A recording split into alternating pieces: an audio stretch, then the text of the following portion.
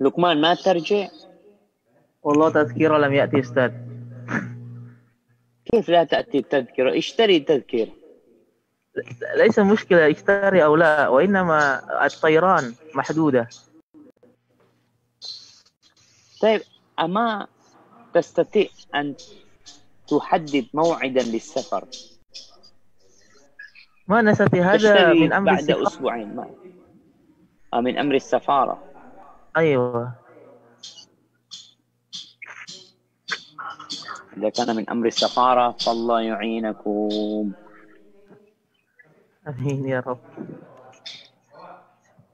Udah mulai? Tunggu sebentar. Tunggu dulu ayat-ayatnya ini belum.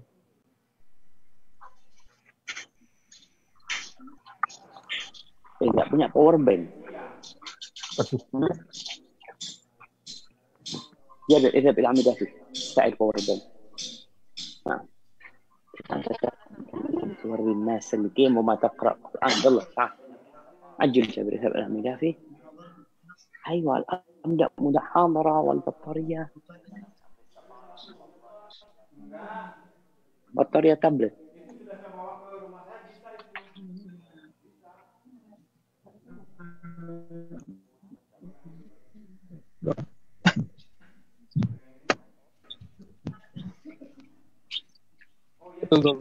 Tunggu aja.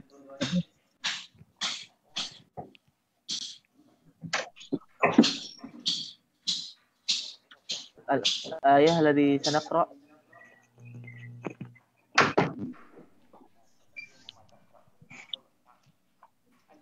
نعم سورة الأحقاف. يا لقمان أنا أرى Pak Bimo موجود؟ Pak Bimo. أين Pak Bimo؟ Pak Bimo. Ya. Kayaknya tema kita kan karakteristik Muslim. Ya, Ustaz. Ana rasa tema ini panjang. Siap. Maka kajian kita jadi kajian kitab. Ada kitab judulnya Karakteristik Seorang Muslim. Masya Allah. Maka mungkin ini yang akan menjadi, Ustaz Lukman nanti juga bisa download mungkin. Judul kitabnya Syakhsiatu Al-Mar'il Muslim. Syakhsiatul Muslim. Syakhsiatul Muslim. Karya Muhammad Ali Al-Hashimi. Yang terjemahnya ada, Ustaz? Nggak tahu ya. Terjemahannya ada apa enggak? Ana rasa kitab ini bagus banget nih. Makanya Ana setelah baca ini mungkin satu kajian. Ngeluh Ustaz, kajian langsung dari wong Islam genang. Nanti dilanjut aja Ustaz. Iya. Berseri Ustaz. ما يمشي جيب لي في السيارة خذ هذا في سيارة الحاج سيارة بجنب البيت.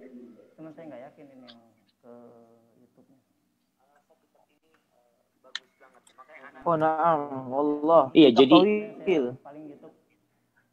tawil jiddan. Makanya ana ngomong itu mungkin. Jadi memang banyak kajian-kajian yang temanya subtema ya. Nggak ada masalah sebenarnya. Memang karakteristik seorang muslim di tengah-tengah masyarakat ya. Karakteristik seorang muslim di rumahnya. Karakteristik seorang muslim bersama istrinya, bersama anak-anaknya atau bersama tetangganya. Itu mungkin gitu. Jadi subjudul. Tapi kalau tema besar موجود جابر؟ الحمد لله. كيف تقول ما في؟ بسم الله.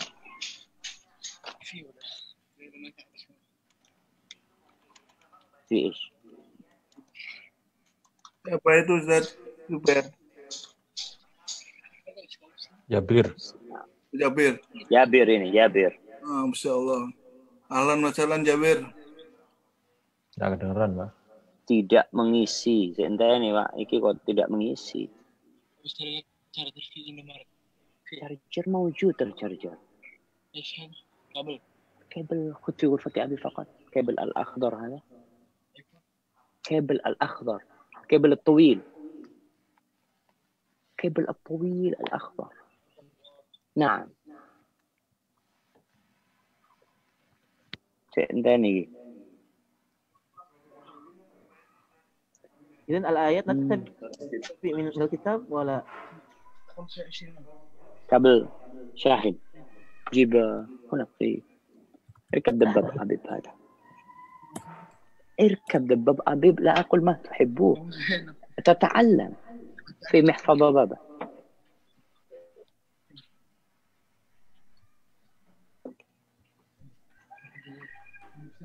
الباب معلق أصلا.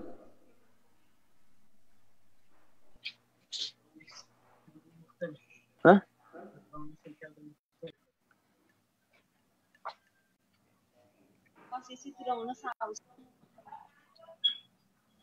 Nah, makanya anak minta Ustaz Lukman baca ayat tunggu.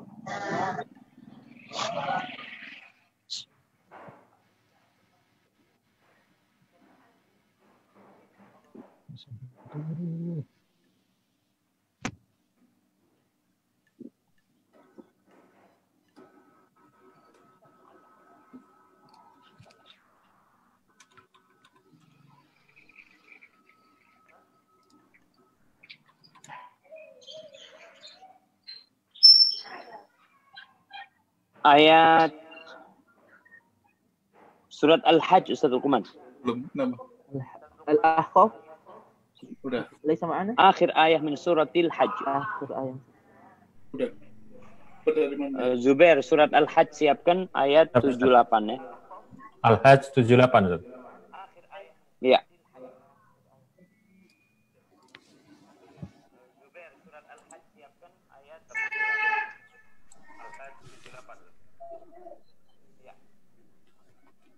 Al-Hajj.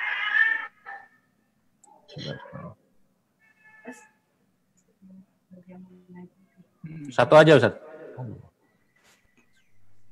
Iya, untuk sementara satu dulu ya. Pindah-pindah. Satu aja, Ustaz.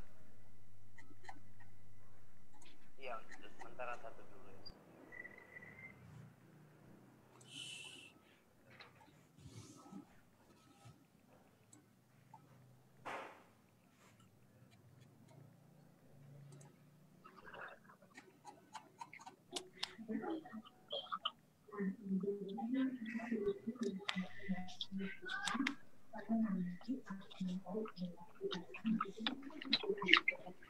Pak Bim, Sebentar. mungkin Masya bisa Allah. di-unmute, Pak Bim. Jadi yang di Gak naik mobil. Waalaikumsalam. unmute depan Pak sepeda. aja, Pak Bim. Oh, bagasinya. Masya Allah. Orang sebanyak minal aidin al-faizin. Masya Allah. Yang satu mau dibawa? Ya. Mesin yang satunya. Besar juga, kecil. Kayak gini juga. Kalau seperti ini, kuat. Yang Ustaz aja. Ya, Pak Bim. Kalau bisa yang Zoom-nya Ustaz aja yang di atau di mana? Di Dua aja, ya. Lukman sama Zoom-nya Ustadz di pin aja. Nggak bisa ya dua yang di pin. satu ya, cuma satu. Beda ya? ilmu aja. Cuma Ustaz aja. Jadi co-host kalau nggak, Pak. Sudah Co-host ya. Siap. Ini biar diangkat sama. punya Ustaz. Anak pin aja dari sini.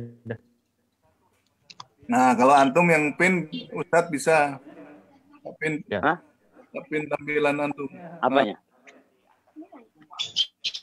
Allah Subhanahu wa taala pada hari ini. Pada hari ini Ustadzuna Ustadz Syafiq Riza Basalamah akan membahas kajian yang berjudul karakteristik seorang mukmin.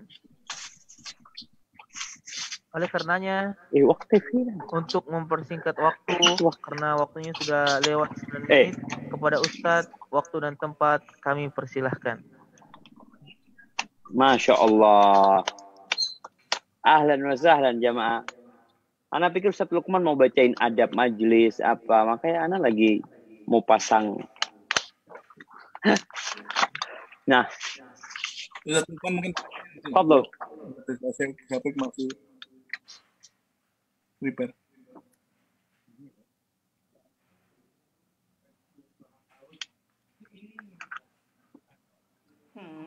Urban Islam. Oke, yang punya saya ini Pak, saya pindahin dulu Pak. Yang Bapak tadi Di bawah dan klik tombol call via device audio. Yang ke-8, silahkan infak terbaik buat kajian, tambah angka 9. Misalnya 100.000, maka yang ditransfer adalah 100.009 rupiah. Dengan di bank berikut ini. Yang pertama adalah Bank BNI Syariah dengan nomor rekening 052754254. Kemudian Bank Mandiri di nomor rekening 13100118477. Atau Bank BCA di nomor rekening 77707099193. Semua rekening ini atas nama Hasan Taufik, yang ketika sudah mentransfer bisa kirim ke nomor 081122387732. Untuk mempersingkat waktu, kami persilahkan kepada Ustadz, waktu dan tempat dipersilahkan. Masya Allah, barakallahu fikum. Ini baru mulai kajian sudah ada yang raise hand itu Ustaz Lukman. Alhamdulillah. Wassalatu wassalamu ala Rasulillah. Amma ba'd. Ahibati fillah. Hari ini seorang muslim dihadapkan dengan masalah yang dia harus kokoh, tegar menghadapinya. Ada orang-orang yang tidak suka dengan Islam, yang mereka benci dengan agama ini, sehingga mereka berusaha untuk menampilkan Islam itu dalam wujud yang seram, dalam wujud yang menakutkan. Bahkan bukan hanya muslim, baginda Nabi kita Muhammad alaihi salatu wassalam, yang merupakan manusia terindah yang pernah menginjakkan kakinya di muka bumi, yang kata Allah Azza wa Jal Ra'ufur Rahim, beliau adalah orang yang pengasih, yang penyayang, tapi itu pun beliau masih difitnah dengan fitnah yang keji, dituduh dengan tuduhan yang tidak berlandaskan. Apalagi kayak orang-orang sekarang, ana, antum. Bagaimana kita tidak akan dipandang buruk, dipandang jelek, padahal kita tahu di situ ada setan yang menjadi musuh besar kita, yang selalu berusaha, berupaya untuk menunjukkan muslim itu jelek loh. Hati-hati sama orang Islam. Sehingga ketika mereka tahu muslim, ada perasaan nggak enak. Di beberapa tempat kita tahu bagaimana sebagian umat Islam itu dibully, disakiti, dipersekusi gara-gara kelakuan sebagian muslim, dan media yang blow up berita tersebut yang mengatakan ini kelakuan orang Islam. Muncul lagi istilah-istilah di masa sekarang ini seperti istilah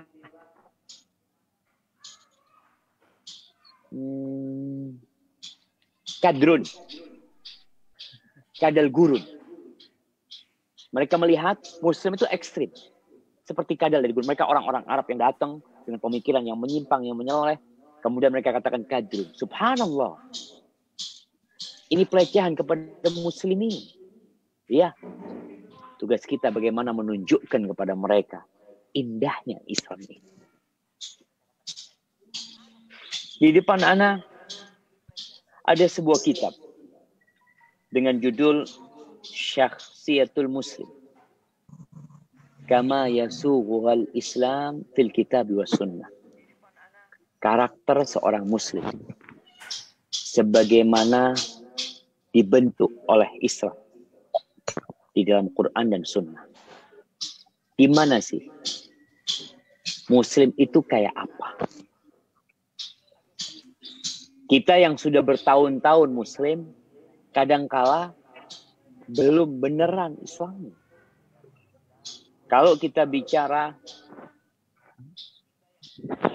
bagaimana Rasulullah Shallallahu Alaihi Wasallam mendidik para sahabatnya, menempa mereka selama bertahun-tahun.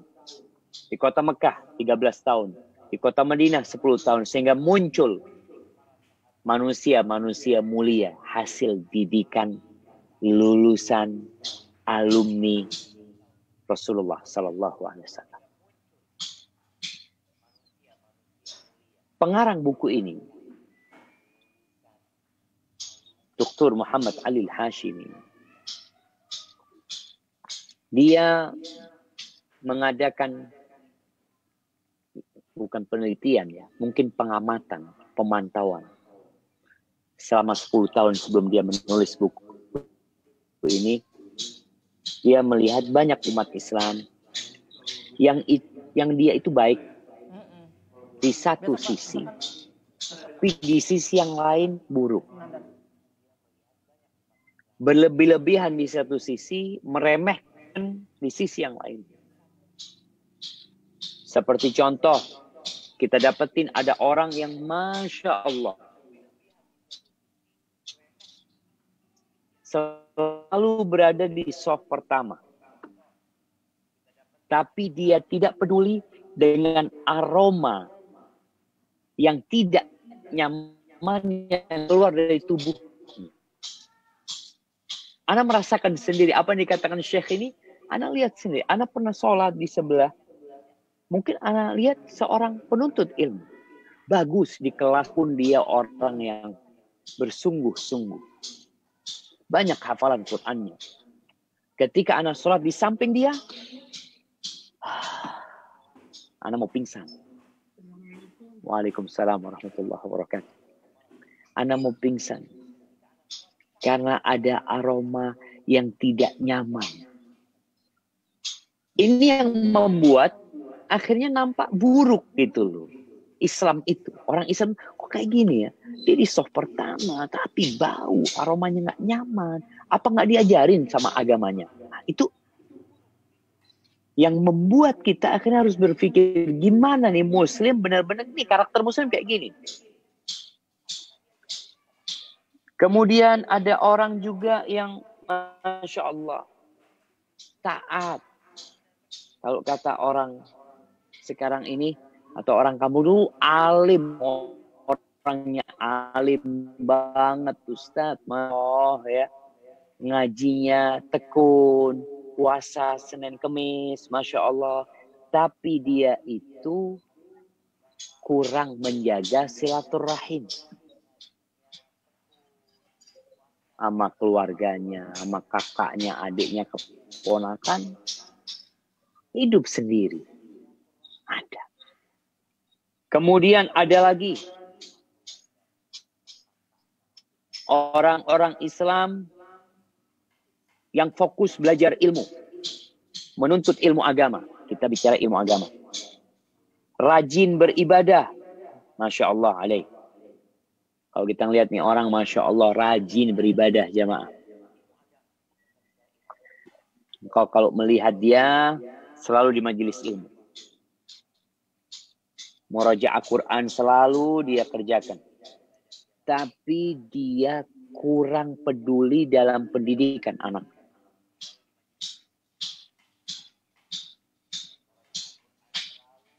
Jadi anaknya nggak diurusin. Ini ada orang tua yang seperti ini. Dan ini perbuatan yang tidak menunjukkan karakter seorang muslim. Ada juga yang dia itu dalam pendidikan anaknya nggak ngurusin kawan-kawannya, sahib-sahibnya. Tapi ada lagi muslim yang Masya Allah berbakti sama orang tua. Kalau orang-orang kampung ditanya, gimana fulan? Masya Allah, bar. Ya orang yang sangat berbakti sama orang tuanya. Tapi zalim sama istri. Sehingga kadang-kala kita ditanya, ada perempuan-perempuan, ya Ustaz, suami anak ini baik banget sama orang tuanya, sama keluarganya. Tapi zalim sama kita. Dia tidak berbagi yang cukup sama kita. Kasar kalau berbicara. Bahkan kadang-kala memukul. Itu terjadi. Kemudian ada lagi yang baik sama istrinya, baik sama anak-anaknya, tapi zalim sama tetangganya. Tetangganya sakit, tetangganya ada urusan, dia nggak ngurusin mereka. Ahibati fillah. Banyak lagi lah. Kalau kita mau kasih contoh-contoh bagaimana muslim yang kalau kita lihat ya Allah baik banget orang itu, penampilannya sesuai dengan sunnah, tapi utang nggak bayar-bayar. Ada yang seperti itu. Dan yang jadi masalah, Syekh mengatakan ini yang berat di hati. Kita mendapati orang-orang yang menisbatkan dirinya kepada sunnah, kepada dakwah ini. Masya Allah. Mungkin dia termasuk orang yang menjadi aktivis dakwah, panitia kajian, bahkan semangatnya berlebihan untuk agar agama ini tersebar. Tapi ternyata dalam amalan dia, dalam praktek dia sehari-hari, jauh dari adab-adab Islam. Maka akhirnya Syekh berpikir kayaknya perlu nih. Setiap muslim itu tahu. Muslim itu kayak apa sih? Sehingga engkau ketika bercermin, al-muslim mir'atu akhi, kata Nabi SAW, seorang muslim itu cermin buat saudaranya. Jadi ketika anda lihat fulan, ya Allah, anda seharusnya seperti fulan. Fulan ini Masya Allah. Tahu dengan kondisi muslim yang seharusnya. Coba kita buka firman Allah Azza wa Jalla di surat Al-Hajj. Ayat terakhir di surat Al-Hajj. Silahkan dibaca, Ustaz Luqman. A'udzu billahi minasy syaithanir rajim. Wajahidu fillahi haqqa jihadihi huwa jatabakum wa ma ja'ala 'alaikum fid dini min haraj. ملة أبيكم إبراهيم هو سماكم المسلمين من قبل وفي هذا ليكون الرسول شهيدا عليكم وتكونوا شهداء على الناس فأقيموا الصلاة وآتوا الزكاة واعتصموا بالله هو مولاكم فنعم المولى ونعم النصير. Yang artinya, dan berjihadlah kamu di jalan Allah dengan jihad yang sebenar-benarnya. Dia telah memilih kamu dan dia tidak menjadikan kesukaran untukmu dalam agama. Ikutilah agama nenek moyangmu Ibrahim. Dia Allah yang telah menamakan kamu orang-orang muslim sejak dahulu. Dan begitu pula dalam Al-Quran ini, agar Rasul Muhammad SAW itu menjadi saksi atas dirimu, dan agar kamu semua menjadi saksi atas segenap manusia. Maka laksanakanlah salat, tunaikanlah zakat, dan berpegang teguhlah kepada Allah. Dialah pelindungmu, dia sebaik-baik pelindung dan sebaik-baik penolong. Masya Allah ya Allah. Kita lihat nih, yang namakan kita muslimin siapa? Allah Azza wa Jalla. Di dalam Al-Quran kita disebut muslimin. Nabi menjadi saksi itu. Dan kita menjadi saksi atas manusia. Maka Allah perintahkan, dirikan sholat, tunaikan zakat, berpegang teguh dengan Allah. Jadi ketika engkau membawa label muslim, engkau punya tanggung jawab yang besar. Nggak main-main sama label tersebut. Engkau muslim. Ahibati fillah. Kita diperintahkan untuk berjuang. Memperbaiki diri kita untuk menjadi muslim yang sesuai yang Allah inginkan. Jadi kemudian dikumpulkan dalam buku ini ayat-ayat Al-Quran, hadis-hadis Nabi, kemudian oleh Syekh dibagi itu agar nampak proses menjadi muslim yang sebenarnya. Kalau kita ngelihat, kadang-kala kita beli susu ya, beli susu yang udah di packing, kita tinggal minum. Orang tuh kalau ngelihat packingannya bagus, rasanya enak, dia beli lagi tuh susu. Apalagi sehat buat badan. Begitu pula muslim ini. Prosesnya gimana? Susu itu dari mana diambil? Oh, diambil dari sini. Oke, setelah itu diapain? Oh, disterilkan. Dimasak dengan panas sekian. Kemudian dimasukin ke sini, dikasih rasa. Kemudian itu lewat mana, kemudian di packing. Setelah di packing nanti dikasih label, semua seperti itu. Artinya ketika bawa label itu, mereka penjualnya nggak boleh ada ciri. Sehingga kita lihat perusahaan-perusahaan itu ada barang reject. Nggak lolos nih, nggak lolos. Barang ini nggak bisa dipakai. Itu terjadi. Begitu pula dengan kita nih. Mungkin ada muslim yang reject. Enggak lah, muslim ini. Muslim KW. Ada, kalau KW mungkin memang tiruan. Ini nggak reject. Barangnya asli muslim. Tapi yang reject ya banyak cacatnya dia. Maka proses itu Syekh menyusunnya. Yang pertama dalam pembahasan beliau akan berbincang tentang bagaimana karakter muslim dengan Robnya. Dengan Robnya. Karena dia itu hamba Allah. Dia itu hadir di muka bumi ini. Diciptakan sama Allah Azza wa Jal. Untuk hadir di sini. Untuk mengabdi kepada Allah SWT. Gimana engkau sama penciptamu?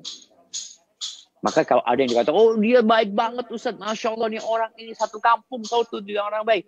Cuma memang masalahnya dia nggak sholat. Berarti dia belum baik. Sama Robnya aja nggak baik. Terus sama manusia ya pura-pura baik. Atau karena punya maksud dan tujuan. Jadi yang pertama bagaimana muslim bersama Robnya. Yang kedua, al-muslim ma'a nafsi. Seorang muslim dengan dirinya. Engkau harus tahu bagaimana engkau dengan dirimu. Karena ada orang yang nggak tahu diri. Memalukan. Engkau harus tahu dirimu ini seperti apa. Engkau harus apakan dirimu. Kayak orang kalau dikasih mobil ya. Atau dia beli mobil atau beli motor lah. Dia beli motor. Kalau dia nggak tahu dengan motor yang dia pakai, kadang-kadang cepat rusak tuh motor. Oh motor ini harus dipanasin tiap pagi umpamanya. Kalau naik motor itu jangan langsung digas. Bisa hancur tuh mesinnya nanti. Jangan langsung digas, panasin dulu. Kemudian tahu lagi motor ini ada olinya. Olinya itu setiap berapa ratus atau berapa kilometer diganti. Belajar lagi nih, oh kayak gitu. Kemudian hati-hati, rodanya itu ada masa layak pakainya. Ketika dia masih layak dipakai, pakai. Tapi kadang-kadang nggak layak dipakai. Terus gimana? Ya udah harus diganti. Kemudian nanti dia ada aki, struman akinya ini supaya tidak boros. Ketika engkau menghidupkan itu, ketika engkau mematikan jangan lupa mematikan lampunya umpamanya. Berapa banyak baterai yang drop gara-gara lampunya nggak dimatiin. Seperti itu. Artinya banyak hal yang muslim harus tahu tentang diri dia gitu. Gimana diri dia? Anggap tadi motor tuh. Bagaimana karakter dia seharusnya dengan dirinya. Kemudian yang ketiga, karakter muslim ma'awalidaih. Karakter muslim bersama kedua orang tuanya. Gimana dia sama bapaknya, gimana dia sama ibunya, gimana bapak dia itu mungkin ada orang tua yang tidak mendidik anaknya. Kadangkala ada orang tua yang bercerai kemudian anaknya dititipin kemana. Gimana sikap anak kepada mereka. Bagaimanapun ayah anak tidak akan pernah berubah. Di tubuh anak ada darah orang tua anak. Ada darah ibumu. Ada ibu yang memang gak baik mungkin. Ada. Na'udzubillah min dzalik. Ada orang-orang yang punya ibu, na'udzubillah, mungkin pelacur. Bagaimana dia menghadapi itu? Di sini kita harus pelajari. Sehingga engkau itu tetap menjadi muslim yang sebenarnya. Kemudian bagaimana muslim bersama istrinya. Dalam kehidupan rumah tangga dia. Karakter muslim bersama keluarganya itu gimana sih? Kebanyakan kita tuh nggak pernah kuliah tentang bagaimana menjadi muslim yang sebenarnya. Kita tuh kuliah menjadi apalagi nih, alhamdulillah. Kajian kita ini di bawah naungan pekerja mengaji. Artinya ketika bekerja, dulu dia itu hanya berpikir untuk menjadi pekerja yang baik. Bagaimana dia menghasilkan uang sebesar-besarnya. Bagaimana dia mendapatkan keuntungan sebanyak-banyaknya. Maka ada sekolahnya tuh. Kalau di perusahaan itu nanti ada namanya personalia ya. Yang melihat, ngecek, oh ini fulan diterima, oh nggak diterima fulan. Oh jangan terima dia. Dites tuh. Untuk menjadi pegawai aja antum di sebuah perusahaan itu ada tesnya, ada ujian. Untuk menjadi muslim, antum pernah tes enggak? Layak enggak antum dikatakan anak muslim? Ada yang puluhan tahun Islam, puluhan tahun sampai karatan Islam, alhamdulillah, sampai rambutnya putih jadi muslim. Tapi apakah karakter muslim ada pada diri dia? Sehingga orang kalau ngelihat, oh mau lihat orang Islam, tuh lihat fulan. Lihat fulan.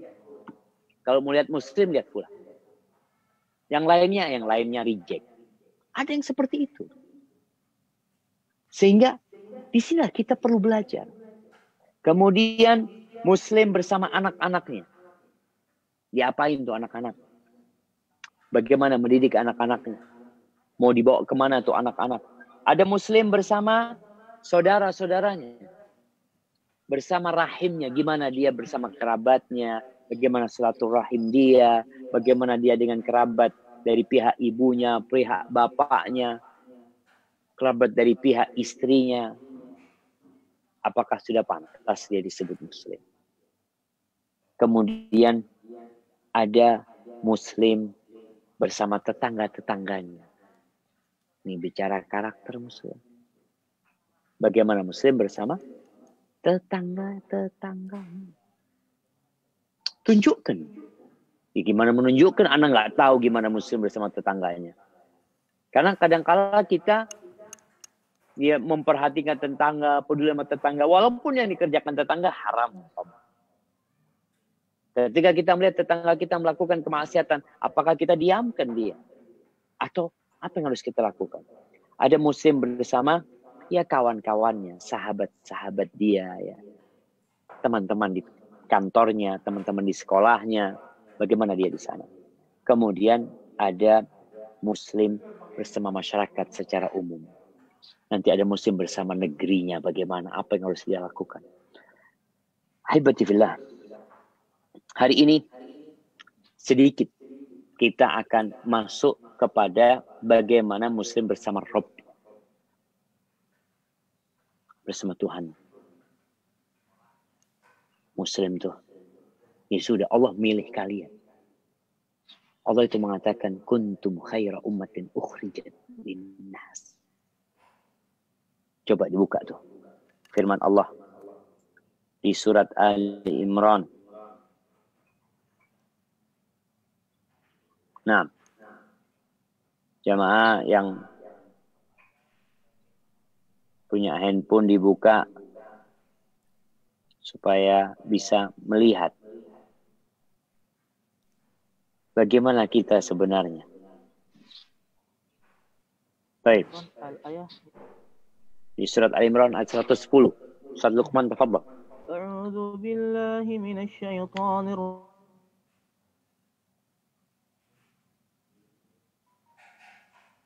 Haha, sinyal Bapak. rajim. Khaira تأمرون بالمعروف وتنهون عن المنكر وتؤمنون بالله ولو آمن أهل الكتاب لكان خيرا لهم منهم المؤمنون وأكثرهم الفاسقون. Yang artinya, kamu umat Islam adalah umat terbaik yang dilahirkan untuk manusia, karena kamu menyuruh berbuat yang ma'ruf dan mencegah dari yang mungkar dan beriman kepada Allah. Sekiranya ahli kitab beriman, tentulah itu lebih baik bagi mereka. Di antara mereka ada orang yang beriman, namun kebanyakan mereka adalah orang-orang fasik. Nah, tuh kuntum khaira umat. Maka harus tunjukkan. Engkau itu umat yang terbaik. Jadilah muslim yang baik. Al-muslim ma'arabbih. Bagaimana muslim dengan Rabbnya?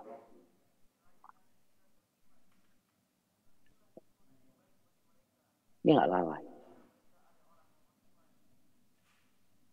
Awal yang dituntut untuk dilakukan oleh seorang muslim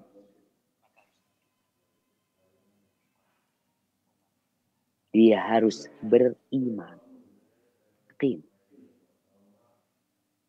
kepada Allah Azza wa Jalla. Dan dia menjalin hubungan yang baik bersama Rabb. Selalu mengingat Allah. Mau makan, ingat sama Allah. Bismillah. Selesai makan, ingat sama Allah. Alhamdulillah. Mau tidur, ingat sama Allah. Bismillahumma ahya wa amut. Bangun tidur, ingat sama Allah. Alhamdulillah. Alladzi ahyana ba'da ma amatana wa ilaihin nusyur. Keluar rumahnya ingat sama Allah. Bismillah, tawakkaltu ala Allah.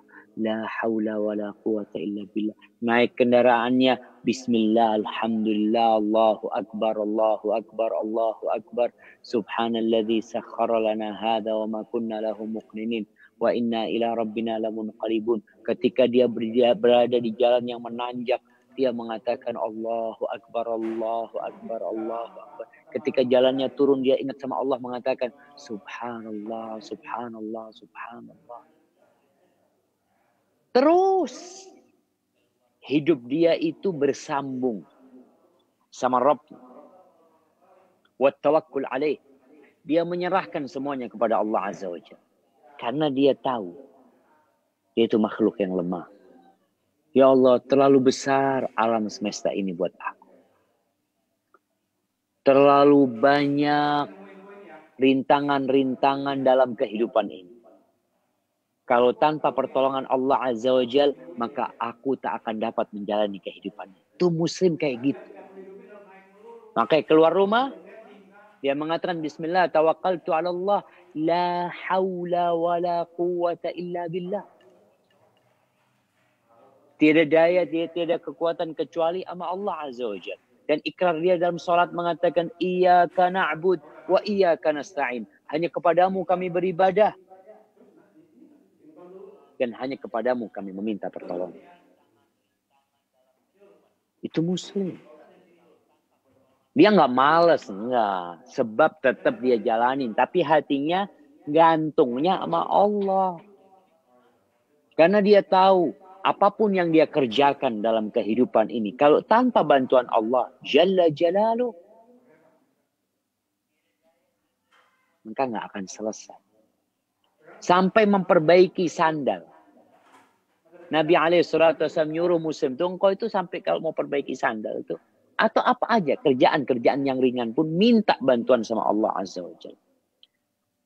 Nah, dalam hatinya ada perasaan yang dalam sekali bahwa dia perlu bantuan Allah Subhanahu wa taala.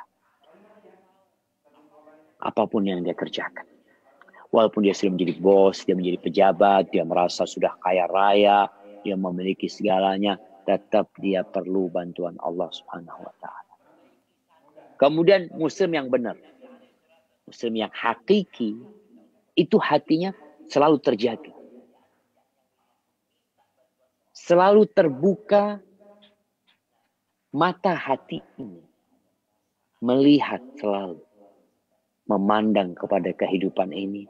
Tidak dengan pandangan orang-orang yang hanya melihat materi. Melihat benda. Ketika dia melihat mobil yang bagus. Dalam pandangan dia, mobil ini kelak akan tua. Kelak akan ditinggalkan oleh penggunanya. Penggunanya akan beli mobil yang baru lagi. Nanti akan ditinggal kembali. Dan pada akhirnya penggunanya akan meninggalkan dunia. Seorang muslim selalu bertafakur dalam ciptaan Allah. Nih. Kita nih hidup, antum gak akan pernah kabur dari ciptaan Allah SWT. Kita lihatlah ada ciptaan Allah yang selalu mungkin hadir dalam kehidupan kita. Lalat. Antum tahu lalat. Pernahkah antum menjadikan lalat ini sebagai sarana untuk mengingat Allah Azza wa Jalla? Mengetahui kebesaran Allah. Sebagian orang berpikir, kenapa sih Allah ciptakan lalat? Buat apa? Penyebab bakteri. Subhanallah. Penyebab orang sakit. Antum bayangin, bagaimana lalat ini menyebabkan bumi ini jadi bersih. Orang kenapa sekarang buang sampah bagus? Karena takut ada, kalau enggak nanti ada banyak lalat yang menyebabkan kerusakan di muka bumi. Itu lalat Allah ciptakan untuk menggiring kita. Nyamuk pun membuat dia ingat, ya Allah, nyamuk nih. Kalau antum lihat penciptaan nyamuk, penciptaan lalat, antum tangkap tuh lalat tuh, ya Allah. Allah ciptakan lalat ini berapa juta lalat setiap hari. Nyamuk berapa juta setiap hari diciptakan sama Allah Azza wa Jalla. Dan bagaimana dia bisa terbang. Jantungnya berdetak. Bagaimana dia makan. Bagaimana dia beranak. Ya Allah. Siapa yang menciptakan? Allah Azza wa Jalla. Antum lihat manusia. Manusia nih. Kalau disuruh bikin robot. Dia bikin robot. Ya. Ada robot yang bisa bergerak dikit aja. Bisa berjalan. Tetap diatur sama manusia. Ada sensornya Pak Ustadz. Dia nggak nabrak. Masya Allah. Antum pernah lihat lalat nabrak? Bagaimana sensor dia? Ketika dipukul dia langsung terbang. Nggak stabil. Ini sebuah karunia ilahi yang orang muslim, Masya Allah. Lihat kuda, lihat ayam. Masya Allah. Siap Mas? Silahkan. Tunggu sebentar jemaah. Iya, atas nama Fathia, betul? Oke, makasih Mas. Dia nggak kuat dianya. Tapi kalau yang lain saya coba, dua-duanya ya kayak gitu di awal. Jamaah rahimakumullah. Antum lihat kupu-kupu. Ana di rumah Ana ini masih banyak capung ya, banyak kupu. Antum lihat cicak. Ya, di rumah antum ada cicak. Wallahu a'lam ya, mudah-mudahan ada cicak. Cicak itu dianjurkan untuk dibunuh. Ketika antum melihat cicak, antum lihat, ya Allah, tuh cicak nggak bisa terbang. Makanannya banyak terbang. Tapi gimana Allah sampaikan makanannya ke sana? Bagaimana dia dapat merayap, menempel di tembok, nggak jatuh? Siapa yang menciptakan? Allah Rabbul Alamin. Baik, antum lihat yang antum makan. Antum kalau berpikir bagaimana nikmat Allah kepada antum.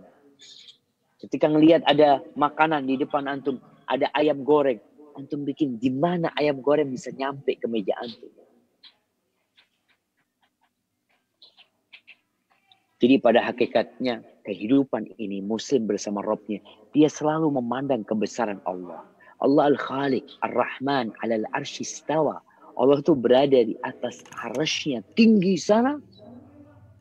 Tapi kebesaran dan kehebatan Allah selalu kita lihat. Hadir pada diri kita. dia bertambah beriman ketika melihat itu.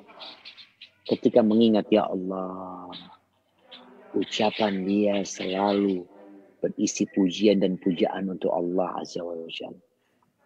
Nah, coba dibuka surat Luqman. Firman Allah di surat Ali Imran ayat 190 191. 190 dan 191. Nah. أعوذ بالله من الشيطان الرجيم إن في خلق السماوات والأرض واختلاف الليل والنهار لآيات لأولي الألباب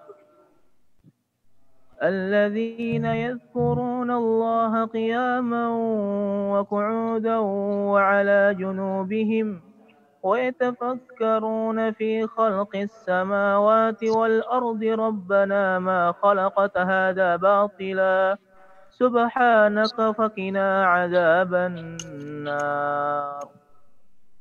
Artinya, sesungguhnya dalam penciptaan langit dan bumi dan pergantian malam dan siang terdapat tanda-tanda kebesaran Allah bagi orang-orang yang berakal, yaitu orang-orang yang mengingat Allah sambil berdiri, duduk atau dalam keadaan berbaring, dan mereka memikirkan tentang penciptaan langit dan bumi, seraya berkata, ya Tuhan kami, tidaklah Engkau menciptakan semua ini sia-sia.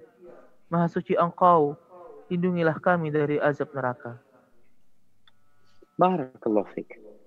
Itu karakter yang pertama seorang muslim. Dia itu bangun, dia itu terjaga, dia nggak tidur terhadap alam semesta ini. Dia melihat semuanya milik Allah Azza wa Jalla. Semuanya diciptakan oleh Allah. Ketika engkau tahu dengan kehebatan orang bekerja nih, tahu dengan kehebatan perusahaan tersebut, tahu dengan kehebatan bosnya, dia jadi cinta. Disuruh apapun dia nurut. Maka disinilah karakter yang kedua. Mukmin itu taat sama perintah Rabb-nya. Setelah dia beriman, dia yakin, dia taat sama perintah Allah Azza wa Jalla. Apapun perintahnya. Baik perintah Allah itu ya nggak sesuai dengan keinginan dia. Aturan Allah itu mungkin nggak nyaman buat dirinya. Kita tuh kadang-kala sama aturan yang dibikin di lalu lintas aja kita kadang-kala nggak suka. Tapi kita harus taat. Kita patuh. Ketika di lampu merah, umpamanya, kita ngeliat nih kosong, nggak ada orang ini. Tapi lampu merahnya lama banget. Tapi engkau harus taat. Engkau harus patuh. Bagaimana dengan aturan Allah Azza wa Jalla? Ketika dia yakin Allah yang membuat aturan tersebut, maka dia yakin aturan itu pasti baik buat dia. Maka dia nurut, taat dan patuh dengan aturan Allah Subhanahu wa taala. Tanpa terkecuali. Semua perintah Allah harus dia taat. Dan subhanallah, Allah itu baik sama kita. Allah itu menciptakan kita. Allah tahu dengan kekuatan kita. Allah tahu dengan kemampuan kita. Maka tadi di akhir surat Al-Hajj Allah mengatakan ma ja'ala 'alaikum fid dini min haraj. Allah Azza wa Jalla tidak menjadikan agama ini satu hal yang enggak nyaman buat kalian, memberatkan kalian, enggak ada. Jadi kalau engkau merasa berat berarti ada masalah dengan dirimu. Enggak berat agama ini. Maka aturan-aturan Allah itu sebenarnya ringan untuk dilakukan. Tapi kadang-kala engkau malas.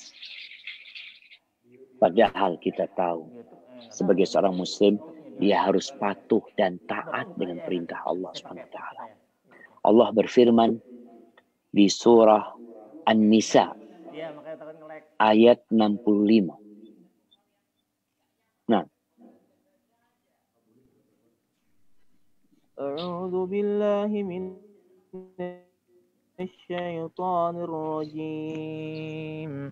فلا وربك لا يؤمنون حتى يحكموك فيما شجر بينهم ثم لا يجدوا في أنفسهم حرجا مما قضيت ويسلموا تسليما. Yang artinya, maka demi Tuhanmu, mereka tidak beriman sebelum mereka menjadikan engkau Muhammad sebagai hakim dalam perkara yang mereka perselisihkan, sehingga kemudian tidak ada rasa keberatan dalam hati mereka terhadap putusan yang engkau berikan, dan mereka menerima dengan sepenuhnya. Barakallahu fikum. Ini Muslim. Ketika ada aturan yang dibuat, baik itu perintah, baik itu larangan, baik itu ketetapan, maka Muslim itu kalau sudah diputuskan dia harus nerima. Totalitas. Sejatinya dia mengatakan sami'na wa ata'na. Setiap pagi dan petang dia mengatakan raditu billahi rabba wa bil islami dina wa bi Muhammadin sallallahu alaihi wasallam nabiyyan wa rasula. Itu dia katakan berulang kali tiap hari. Pagi 3 kali, sore 3 kali. Aku ridha Allah sebagai Rabbku. Keridhaanmu, keridhaan dengan ketentuan Allah. Keridhaan dengan aturan Allah. Dengan perintah Allah. Dengan larangan Allah. Dengan takdir Allah. Engkau ridha. Aku ridha dengan Nabi Muhammad SAW. Islam sebagai agama, aku ridha. Aku terima Islam ini. Nggak ada kebencian sedikit pun di hatiku. Dan Nabi Muhammad SAW sebagai utusan Allah. Aku ridha. Sehingga ada totalitas dari diri seorang Muslim. Nggak setengah-setengah.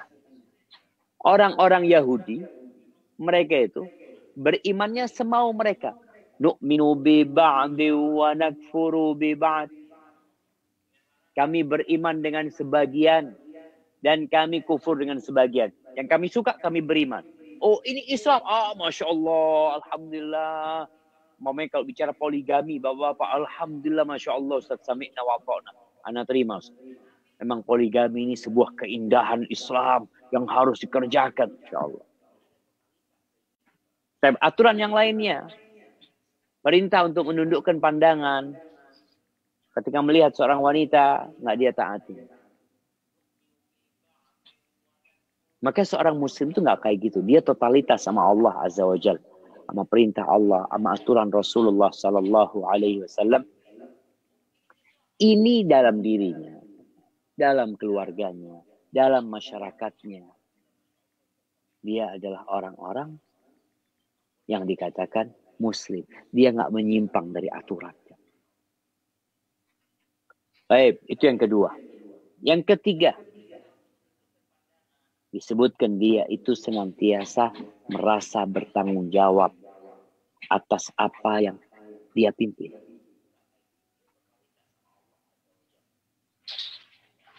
Nabi SAW mengatakan kullukum ra'in wa kullukum mas'ulun an ra'iyati.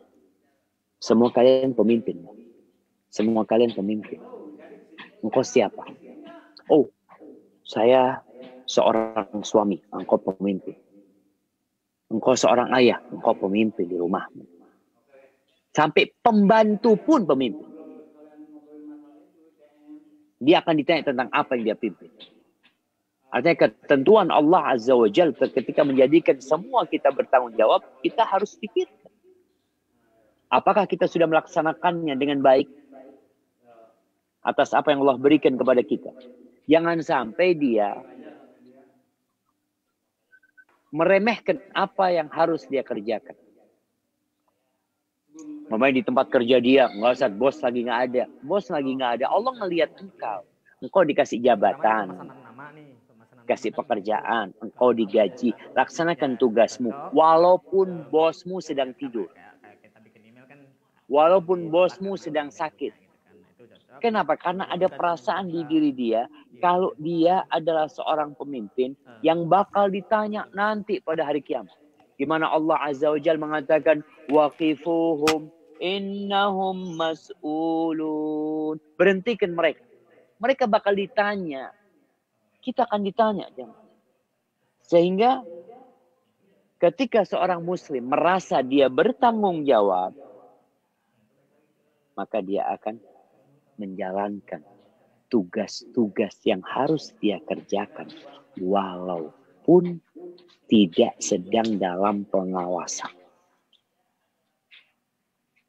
Ahibatifillah. Itu yang ketiga. Yang keempat, muslim itu ridha dengan ketentuan ilahi. Kalau tadi dengan aturannya, dengan hukumnya, apa yang harus dia kerjakan, dia harus kerjakan. Sekarang ada takdir Allah. Ada ketentuan Allah yang kita nggak bisa lepas dari sana.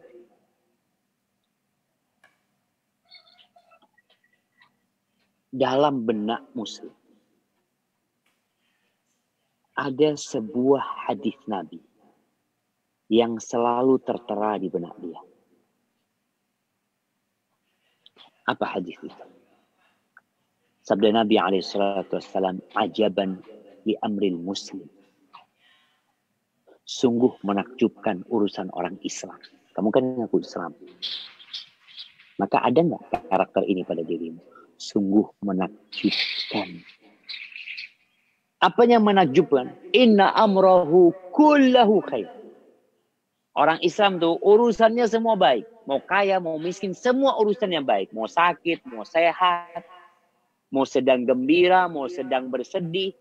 Urusannya baik. Itu orang baik. Muslim itu orang baik. Nabi aja takjub. Semua urusannya baik. Apa kata Nabi SAW? In asabathu sarra syakar. Fakana khairan lahu. Ini muslim. Orang Islam nih. Kalau dapat nikmat. Dapat kelapangan. Dia bersyukur. Dan itu baik buat dia. Itu orang baik. Dari mana kau tahu? Dia bersyukur ketika mendapatkan nikmat. Syukur dengan lisannya mengatakan Alhamdulillah. Syukur dengan hatinya meyakini itu nikmat karunia Allah Azza wa Jal. Syukur dengan raganya menjadikan nikmat itu sebagai sarana untuk mendekatkan diri kepada Allah Azza wa Jal. Fakana khairan lah. Itu baik buat dia. Wa in asabathu darra, kalau dia ditimpa sesuatu yang membahayakan, yang tidak menyenangkan, apa yang terjadi sama dia? Teriak-teriak, stres, bunuh diri, melakukan perbuatan-perbuatan yang tidak pantas. Lah, muslim nggak kayak gitu. Makanya kadang-kala kita ngelihat ada orang yang sedang kesulitan ekonominya, tahu-tahu bunuh diri, ini kondisi pandemik ya. Lihat kejadian, ada dokter yang tahu positif corona, bunuh diri. Ada orang kaya raya yang keluarganya kena corona positif, dia kemudian bersedih, dia loncat dari gedung, bunuh diri. Ada orang yang sedang ribut karena masalah bisnis, dia bunuh kawannya, akhirnya dia bunuh diri. Muslim nggak kayak gitu. Kalau dia ditimpa kesulitan, ditimpa sesuatu yang tidak menyenangkan, Muslim itu sabar. Dia menahan diri. Ada kontrol dia. Coba kontrol kita. Ya seperti itu. Ada kontrol buat dia. Yang kotor-kotor dia bersihkan. Air harus terus mengalir. Air harus terus berjalan. Walaysa dzalika illa lil muslim. Itu dalam riwayat yang dikatakan mukmin. Itu orang Islam kayak gitu. Itu orang beriman kayak gitu. Ahibati fillah. Kita tahu bahwasanya salah satu rukun iman adalah beriman kepada takdir ilahi. Yang baik dan yang buruk. Dia tahu bahwasanya apa yang menimpa dia itu memang harus menimpa dia. Nggak mungkin luput dari dia.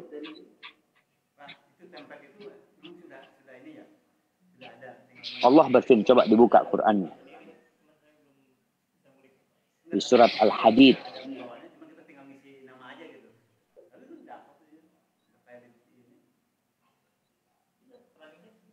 Di surat Al-Hadid. Ayat 22, 23. surah Al-Hadid ayat 22-23. أعوذ بالله من الشيطان الرجيم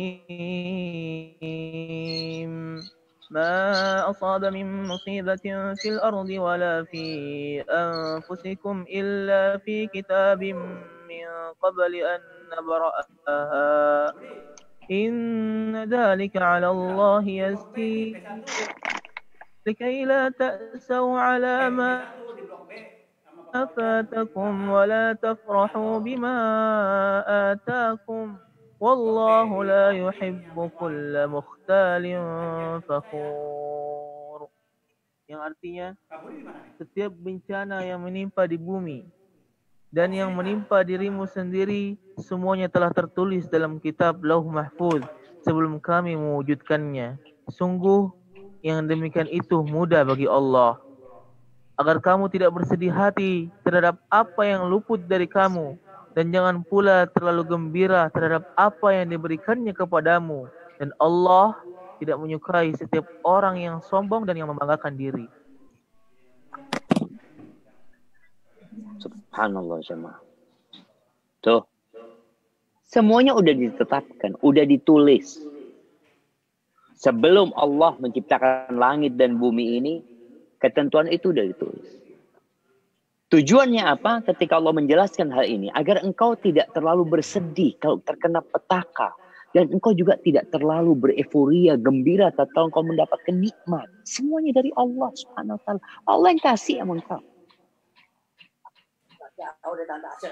Makanya urusan orang mukmin ini Masya Allah. Kalau dia ketimpa musibah, sabar. Kita tahu Nabiullah Yaqub alaihissalam. Bagaimana ditinggal Nabi Yusuf alaihissalam. Pernahkah dia menyalahkan Allah? Pernahkah muncul dari lisan dia perasaan tidak menerima dengan apa yang ditentukan? Kehilangan orang yang dicintai. Beliau tidak pernah mengatakan, ya Allah, aku ini nabimu. Aku ini menyampaikan agamamu. Masa kau kasih aku ujian seperti itu? Tidak. Sama sekali. Dia terus memohon kepada Allah. Karena semua itu untuk menunjukkan beliau adalah hamba Allah Subhanahu wa taala. Ujian buat beliau. Hilang lagi anaknya Benyamin. Sebut untuk hal-hal yang dimurkai Allah Azza wa Jalla. Dan tatkala kita mendapatkan musibah, kita stres.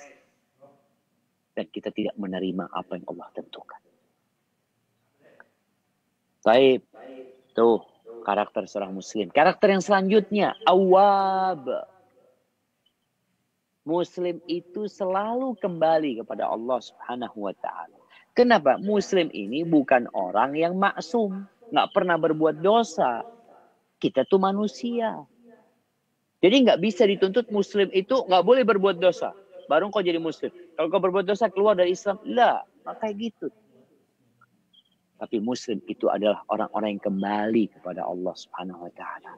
Sampai kata Rasul sallallahu alaihi wasallam, kullu bani Adam khata. Semua anak Adam itu melakukan kesalahan. Kadang-kala kita terpleset di dalam sebuah dosa. Kadang-kala kita tergelincir, tapi jangan terus-terusan. Cepat balik sini, balik kepada Allah Jalla Jalaluh. Nabi SAW mengatakan, ittaqillah haitsuma kunta, bertakwalah engkau kepada Allah dimanapun engkau berada. Wa atbi'is sayyi'atal hasanah. Ketika engkau terjebak dalam dosa,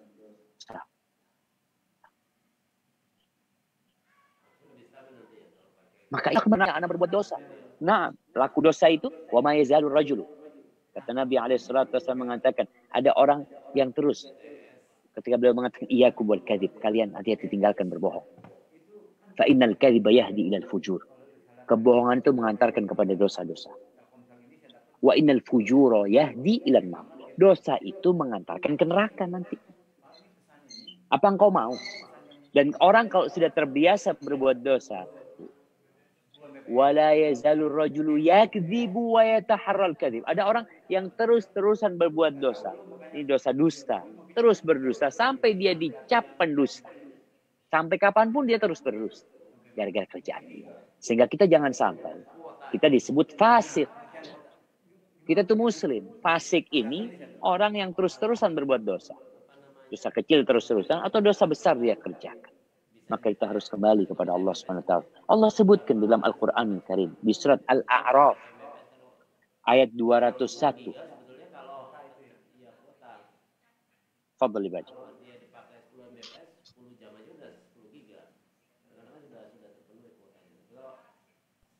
أعوذ بالله من الشيطان الرجيم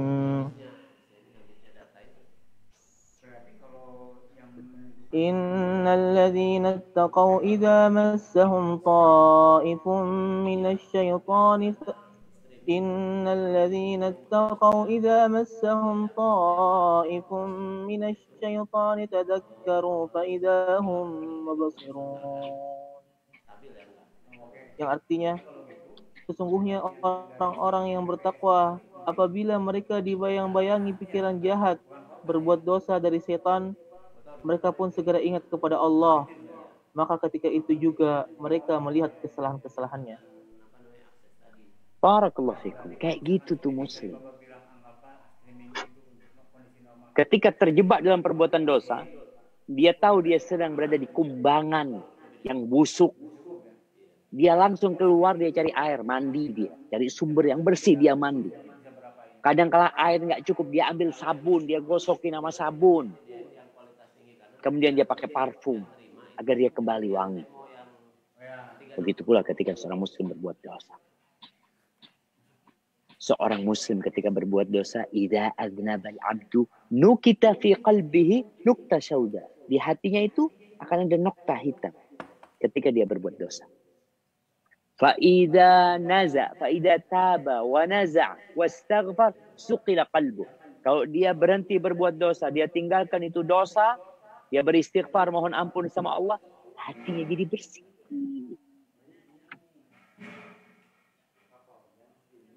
Tapi, fa'in ada. Fa'in ada. Kalau dia kembali berbuat dosa, maka nokta hitam itu kembali. Maka jadilah muslim yang berkarakter jadi seorang muslim. Ana rasa masih panjang ya pembahasan ini. Paling tidak beberapa poin berkaitan dengan muslim bersama Robnya. Bagaimana kita udah tahu. Untuk kedepannya insya Allah kita akan lanjutkan kajian kita. Agar ya harapan kita semua muslim di Indonesia itu menunjukkan Islam yang hakiki. Bukan Islam yang reject. Atau Islam yang KW. Ada istilah super mirror. Ada yang Masya Allah sangat mirip sama asli. Enggak, kita mau yang asli. Huwa sammakum muslimin. Allah yang namain kalian muslim. Maka jaga tuh nama. Di batukmu ada Islam. Baik, barakallahu fikum Ustaz Luqman. Mungkin kita bisa masuk ke sesi tanya jawab. Anda persilahkan. Baik Ustaz, jazakallah khairan atas ilmunya. Kita langsung saja yang ingin bertanya silakan raise hand. Sebelum kita melanjutkan kepada pertanyaan yang raise hand, kami akan membacakan dulu yang sudah ditulis. Dari Ibu Nuning Hidayati. Assalamualaikum Ustadz. Bagaimana Ustadz bila punya tetangga yang suka parkir sembarangan dan buang sampah di sebelah rumah saya? Mau saya tegur takut marah, tapi hati menggerutu. Apa yang sebaiknya Anda lakukan Ustadz? Masya Allah. Barakallahu fikum. Ya. Ketika dia parkir di sebelah rumah kita dan tidak mengganggu kita, maka seharusnya kita perbolehkan dia. Bahkan agar kita lebih baik sama dia, kita kasih tempat supaya dia parkirnya rapi dan benar. Ketika dia buang sampah sembarangan, anti bikin tempat sampah yang bagus. Artinya kita dalam kehidupan bertetangga ini, apa yang bisa kita lakukan kebaikan? Kita cari pahala. Ketika kita melihat ada pahala di situ, dengan kita menyediakan tempat sampah yang bagus, sehingga dia buang sampah di sana, Kemudian kalau bisa sampahnya dibagi, ada yang plastik, ada yang ini, ada yang itu. Jalin hubungan baik sama dia. Mungkin anti kurang komunikasi sama tetangga. Sehingga tetangga melakukan itu tanpa peduli dengan anti. Coba berhubungan baik sama dia. Kirim makanan sama dia. Ketika masak sesuatu yang enak, kirim bungkusin ke dia. Sehingga mulai perbuatan baik itu membuat orang itu jadi malu. Kalau anti belum berbuat baik sama sekali sama dia, tahu-tahu menegur dia, marahin dia, dengan harapan dia menyelesaikan perbuatan buruk dia, mungkin yang ada tambah kacau. Karena ada tetangga-tetangga yang memang nggak benar. Kata Nabi kata Allah Jalla Jalaluh, Allah mengatakan idfa' billati hiya ahsan. Fa idzal ladzi bainaka wa bainahu adawatun ka'annahu waliyyun hamim. Balaslah keburukan dilakukan orang itu dengan sesuatu yang lebih baik. Karena manusia ini karakternya tanah. Tanah itu sebenarnya mudah untuk dibentuk. Mau dibikin panci, mau dibikin garpu, bikin apa, tanah itu bisa dibentuk. Karakter dia baik. Beda sama setan, panas membakar. Karena dia mudah dibentuk, maka Allah menyuruh kita membentuk dia dengan cara membalas keburukan dia dengan kebaikan. Bahkan permusuhan yang ada bisa jadi persahabatan nanti. Maka lakukan itu dulu.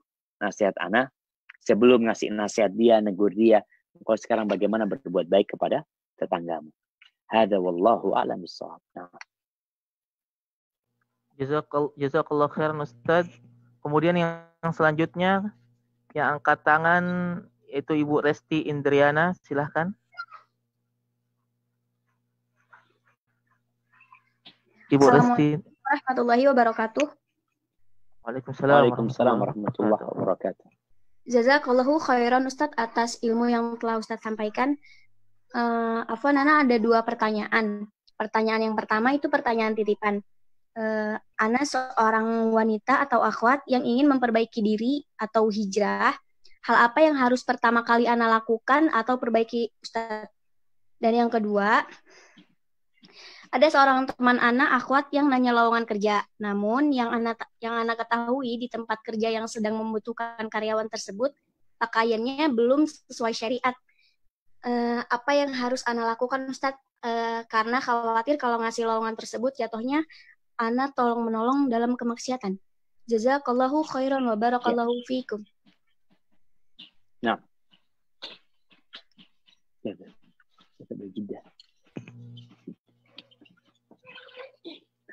Barakallahu fikum. Nah, baik, ada 2 pertanyaan di sini. Yang pertama berkaitan dengan hijrah. Tadi itu akhwat yang ingin hijrah. Apa sih hal pertama yang harus dia lakukan ketika hijrah? Dia bertobat. Kembali kepada Allah Subhanahu wa taala. Perbaiki keimanannya. Tauhid dia.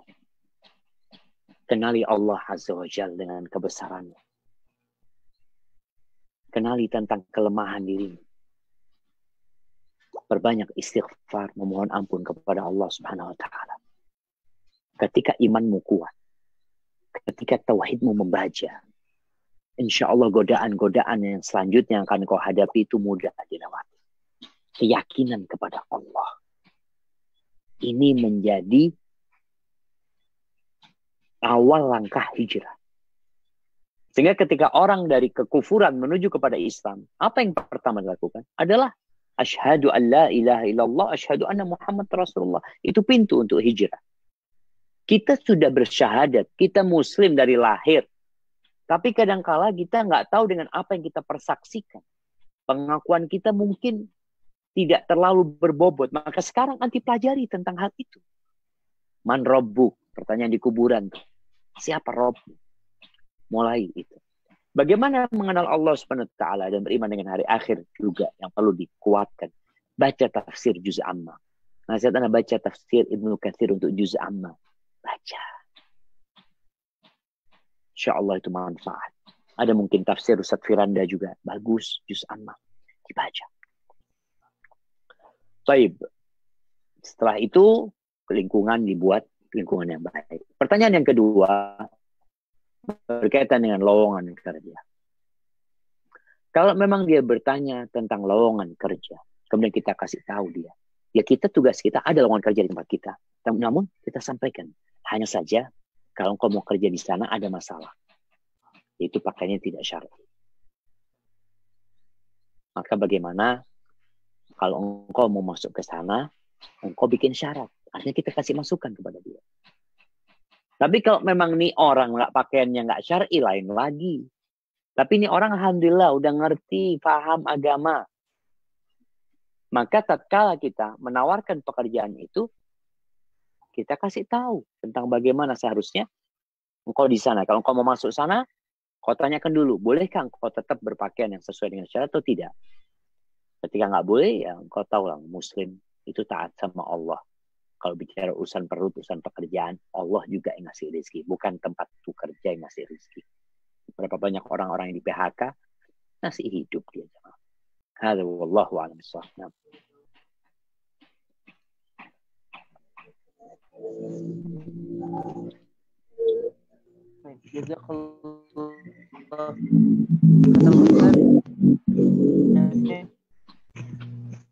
Assalamualaikum warahmatullahi wabarakatuh.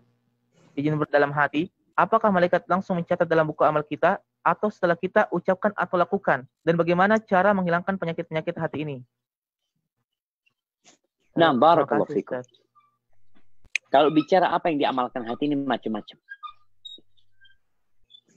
Kalau itu berupa su'udzon sama Allah, berburuk sangka sama Allah, ini bahaya.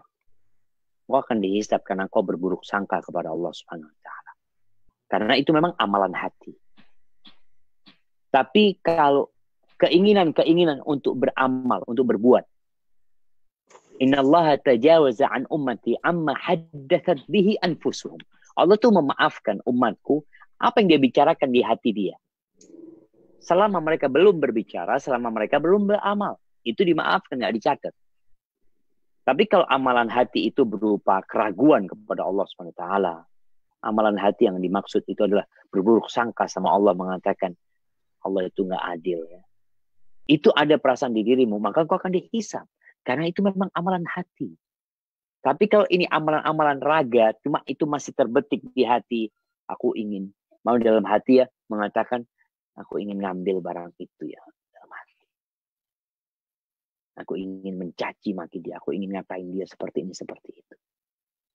Seorang suami atau seorang istri mengatakan, atau seorang suami, aku ingin menceraikan istriku. Tapi itu di hatinya, maka nggak ada hisab buat dia.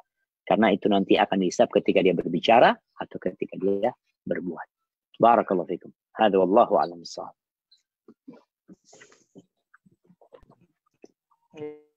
Jazakallah khairan Ustaz atas jawabannya. Kemudian selanjutnya pertanyaan kami persilahkan kepada Bapak Arifintar. Assalamualaikum Ustaz. Waalaikumsalam warahmatullahi wabarakatuh. Kan ada ayam tetangga, tapi makan di rumah kita. Kalau nelor di perbatas di rumah kita, boleh kita ambil nggak? Punya siapa ayamnya? Ayam tetangga, Tat. Ya, ayamnya tetangga, kasih tetangga telurnya. Kasih tetangga telur. Cuma kalau kepingin ayamnya nggak masuk ke rumah antum kasih kasih tulisan di depan pintu. Dilarang masuk ayam. Maksudnya kasih tulisan besar situ bagaimana supaya ayam itu tidak masuk ke rumah antum.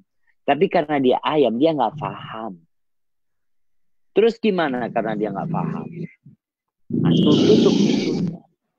Ada di dalam agama kita nih, ada beberapa aturan yang dibuat sama Nabi SAW. Contohnya ini berkaitan dengan hewan ternak. Jadi di siang hari, kalau ada hewan ternak di siang hari yang masuk ke kebunnya orang, yang salah itu yang punya kebun. Seharusnya dia jaga kebunnya. Seharusnya dia kasih pagar umpamanya kebunnya. Agar tuh hewan nggak masuk. Karena namanya binatang. Ada binatang yang memang hidupnya dilepas seperti ayam. Nggak mungkin ayam itu diikat ya kakinya ya kemana-mana. Dia nggak, memang dia hidupnya seperti itu. Tapi kalau tuh binatang makan kebunnya orang di malam hari, maka pemilik binatang itu, hewan itu yang harus mengganti. Kenapa? Karena di malam hari engkau yang harus jaga binatang. Kita mau istirahat, kau jaga. Kau taruh di kandang tuh binatang itu supaya nggak makan makanan orang. Jadi ada beberapa ketentuan berkaitan dengan ayam. Nah, itu tetap ayam milik tetangga. Ketika dia bertelur di tempat kita kembalikan kepada tetangga. Alhamdulillah, masalahnya ini masalah komunikasi, jemaah. Kadang-kala kita ini nggak baik sama tetangga. Kalau antum baik sama tetangga, suka berbagi sama tetangga, lalu antum telepon, Mbak atau Mas, ayam antum telur di rumah, boleh anak goreng telurnya. Insya Allah dia mengatakan, tafadhol digoreng. Tapi karena kita nggak baik sama tetangga, itu yang menyebabkan akhirnya kita mau ngambil tuh ayam ini, ayam enak banget makan di sini, buang kotoran di sini, telurnya mau anak kasihkan tetangga. Nah, antum mau makan tuh telurnya. Enggak, tetap dia tetangga kita. Ayamnya ayam tetangga, telurnya telur tetangga. Barakallahu fikum. Hayyakumullah. Jazakumullah Ustaz. Jazakallah khairan atas pertanyaan dan jawabannya Ustaz. Kemudian selanjutnya, Assalamualaikum Ustaz. Ini dari Bapak Dimas Prasetyo. Beri nasihatnya kepada Ana dan bagaimana cara Bapak Ana yang sejak Ana anak ini belum pernah suka bernyanyi. Syukron. Afwan, putus-putus baru Ustaz Lukman ya. Oh ya, Ana ulangi Ustaz. Mohon beri nasihatnya kepada Ana dan keluarga bagaimana cara menasihati Bapak Ana yang sejak Ana pernah membaca Al-Quran. Jadi bapaknya belum pernah membacanya dan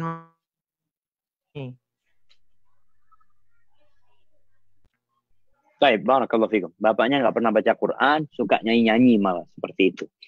Nah, apa sih yang harus diperbaikin? Nih kita juga harus tahu jemaah. Ketika ada mobil yang nggak jalan, antum pikir dengan didorong dia jalan? Iya, ada yang dengan didorong dia jalan karena masalahnya itu hanya masalah di di elektriknya, di dinamo starternya, mamanya. Itu masalahnya. Tapi perlu dilihat bapak ini masalahnya di mana. Kadang-kala bapak itu masalahnya sholat juga. Ya berat ya. Kadang-kala dia meninggalkan sholat. Atau kadang-kala bapak ini memang jauh dari agama. Maka yang perlu antum lakukan adalah bagaimana menumbuhkan keimanan di hati ayah. Bagaimana ayah itu jadi muslim yang yakin sama Allah SWT. Sebelum kita bicara aturan. Kita tumbuhkan dulu keimanan. Ajak ngaji bareng. Kalau dia nggak pernah ngaji, ayah kalau memang nggak ngaji nggak apa-apa lah. Ayah dengerin ya ayah. Yang dengerin dapat pahala juga Pak ayah. Ntar lagi kita baca artinya ya. Perlu diadakan yang seperti itu. Jadi bukan hanya dikasih tahu harus kayak gini, harus kayak gini, harus kayak gini. Tapi perlu diajak. Ya Allah, fadhal ta'ala. Diambil tangannya. Ada ajakan dari kita. Ada kesabaran di diri kita menghadapi semua itu. Ini yang kadang-kala kurang di masyarakat kita. Dia pikir dengan hanya ngasih tahu selesai. Kalau masalah-masalah keimanan, tumbuhkan keimanan diri ayah. Ajak ayahnya ziarah kubur.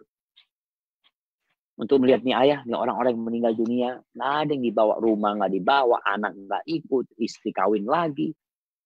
Selesai sudah. Amalan yang dibawa ayah. Dengan harapan mudah-mudahan ayah amalannya banyak. Dan salah satu amalan yang paling indah tuh ayah, ternyata baca Quran ayah. Itu akan dampingin ayah di dalam kuburan.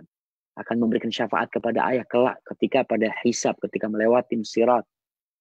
Maka dikasih motivasi-motivasi setelah keimanan kepada hari akhir itu tumbuh. Karena kalau nggak beriman sama hari akhir atau lemah keimanan sama hari akhir, ini seperti orang yang dikasih tahu, yuk di situ tuh ada pembagian duit 10 juta. Tapi dia nggak yakin. Benar 10 juta katanya. Iya, enggak, bohong kayaknya seperti itu. Dia nggak mungkin berangkat. Tapi yang yakin, berangkat dia. Begitu pula tadi orang. Ketika dikasih tahu amalan ini mendapatkan pahala seperti itu. Yakin nggak antum? Kadang-kadang enggak, Allah kayaknya enggak lah. Nggak benar kayaknya. Kayak gitu. Ada pembagian handphone. Dikasih tahu tuh ada handphone. Paling bagus handphonenya dibagikan. Yang berangkat ke sana. jam sekian, waktunya jam sekian sampai jam sekian. Ketika dia nggak percaya, dia nggak berangkat. Yang percaya berangkat dan dapat itu handphone. Ketika dia dapat handphone, ini dapat handphone. Ya Allah, anak kok nggak berangkat ya? Nggak ada, udah tutup. Makanya banyak orang ketika sudah mati, dia minta kembali ke dunia. Qala rabbi rji'un la'alli a'malu salihan fima tarak. Ya Allah, balikin ya Allah, ternyata benar adanya ini, benar, balikin, aku mau beramal soleh. Selesai. Hadza wallahu a'lam bissawab. Nah. Jazakallahu khairan Ustaz. Kemudian kita pertanyaan selanjutnya kami persilahkan kepada Bapak Nyimas Widya Silviana. Afwan, Ustaz Lukman, ini ada Arifin Tar tadi sudah urutannya dia masalah teknis. Silakan. Ya, Assalamualaikum warahmatullahi wabarakatuh, Ustaz. Jazakallahu khairan Waalaikumsalam warahmatullahi wabarakatuh. Ya, jazakallahu khairan Ustaz atas tausiahnya. Izin bertanya Ustaz. Ya, bagaimana cara agar menempa diri kita agar menjadi seorang mukmin sejati, Ustaz? Terus gimana agar kita bisa amanah dalam hal tersebut, istiqomah dalam hal tersebut? Kemudian yang kedua, dari umur berapa seorang anak bisa dididik menjadi seorang yang memiliki karakter mukmin sejati, Ustaz? Syukran Ustaz. Wassalamualaikum warahmatullahi wabarakatuh. Barakallahu fikum. Nah, kalau kita bicara bagaimana caranya menempa diri agar menjadi muslim yang sejati, cara yang pertama itu ilmu. Makanya sekarang kita belajar ilmunya. Kita tahu dulu nih, kayak apa sih muslim yang disebutkan berkarakter. Ketika kita udah tahu, alhamdulillah kayak gini, alhamdulillah. Langkah kedua, setelah engkau tahu, amalin. Dan dalam pengamalan itu ada tahapan-tahapan. Kadangkala kita ini nggak sabaran, mau langsung ke tahapan yang tinggi. Lewat dulu yang rendah-rendah. Mau naik anak tangga itu, kalau kita mau naik gedung yang 10 tingkat, itu lewat dari yang pertama. Jadi dimulai tahapan pertama tadi, berkaitan dengan bagaimana kita mengkaji keimanan kita. Bagaimana kita menumbuhkan di diri kita keimanan kepada Allah Subhanahu wa taala dengan bertafakur tadi ciptaan Allah Subhanahu wa taala. Kita semakin yakin. Ketika keyakinan itu sudah tumbuh, keimanan dengan kebesaran Allah itu sudah hadir di diri kita, untuk mengamalkan yang lain itu antum ringan. Kenapa orang berat? Karena kadang-kala belum ada kecintaan kepada Allah Subhanahu wa taala. Antum pernah ngelihat orang bekerja 20 tahun di sebuah perusahaan nggak bosan. Pagi berangkat, sore datang, terus seperti itu. Kenapa? Karena dia udah Cina, udah enjoy, capek. Nggak ada capek. Itu yang di Jakarta. Anak pikir di Jakarta dengan pandemik ini ketika new normal akan sepi. Orang sudah merasakan enggak lah, enakan di kampung. Ya itu enggak, rame lagi Jakarta kayak gitu. Karena ada sesuatu yang dia dapatkan. Atau yang dia inginkan. Munculkan perasaan itu diri kita sehingga mudah bagi kita. Kemudian yang ketiga, pembiasaan. Ala bisa karena biasa. Kalau antum biasa berbagi sama tetangga, kalau antum biasa tersenyum, kalau antum biasa mengucapkan salam, kalau antum biasa sholat malam, antum biasa datang ke rumah orang tua, ya Allah, semuanya jadi mudah. Butuh pembiasaan. Setelah itu doa agar istiqomah. Itu semua usaha. Tapi kita perlu minta sama Allah Azza wa Jalla. Agar karakter yang sudah kita bentuk ini tidak terpengaruh dengan nanti kita bicara bagaimana pengaruh-pengaruh dari luar yang menyebabkan karaktermu yang udah baik jadi rusak. Berapa banyak anak yang baik gara-gara kawan, gara-gara lingkungan jadi rusak. Perlu ada penjagaan. Di situ kita minta sama Allah Azza wa Jalla. Adapun kalau bicara sama anak, anak ini subhanallah. Kalau ayah ibunya udah benar, lingkungannya udah diciptakan benar, insya Allah anak tuh ikut. Anak-anak kecil itu lebih banyak meniru daripada dikasih tahu. Jadi kalau dikasih tahu anak itu, nggak boleh ngerokok, ini, itu, bapaknya ngerokok nih. Kira-kira anaknya nggak ngerokok? Ngerokok anaknya. Bapaknya tidur, putung rokok bapaknya masih panas-panas itu, dia sedot tuh. Karena dia ngeliat bapaknya enak banget gitu loh. Jadi ketika bapaknya itu sudah menunjukkan karakter muslim, anak itu sejak kecil akan melihat, akan paham. Dan dia akan mengikuti. Kemudian ketika dia sampai umur 7 tahun, ya udah diperintahkan sholat, ya udah mulai dikasih nasihat. Dan pendidikan anak juga, selain dengan contoh, pendidikannya itu talqin, itu didikte. Dikatakan ditanya, siapa Rabbmu? Allah. Siapa Nabimu? Muhammad. Apa agamamu? Islam. Apa kitabmu? Quran. Artinya pendidikan yang seperti itu pendidikan dia mungkin belum bisa menalar ya, tapi dia sudah menghafalnya. Nanti ketika sudah mulai dia bisa menalar ya, mulai. Makanya kadang kala pelajaran di SD ini nggak tepat ya. Kenapa nggak tepat? Anak-anak SD itu suruh ngafalin, bukan suruh berpikir. Nanti ada umurnya ketika mungkin kelas 4 ya, dia sudah mulai bisa berpikir. Tapi ketika kecil suruh ngafalin. Makanya ulama-ulama dulu, di mana mereka jadi ulama? Mereka tuh ketika kecil disuruh ngafalin kitab ini, ngafalin Quran udah hafal, ngafalin Sahih Bukhari, ngafalin Sahih Muslim. Dia belum paham. Nanti sampai umurnya dia sudah bisa mengkaji. Tapi ketika anak kecil disuruh nalar, kita itu telah memberikan suatu tugas kepada dia sebelum waktunya tiba. Hadza wallahu a'lam bishawab. Nah. Berapa pertanyaan lagi, Ustaz? Tadi kita mulai jam 9:10 ya, tambah 10 menit berarti. 8 menit lagi Ustaz Lukman. Oh, baik, Ustaz. Kemudian pertanyaan selanjutnya dari Ibu Kintayu Nur Aqilah. Assalamualaikum warahmatullahi wabarakatuh. Ustaz, bila ada orang tua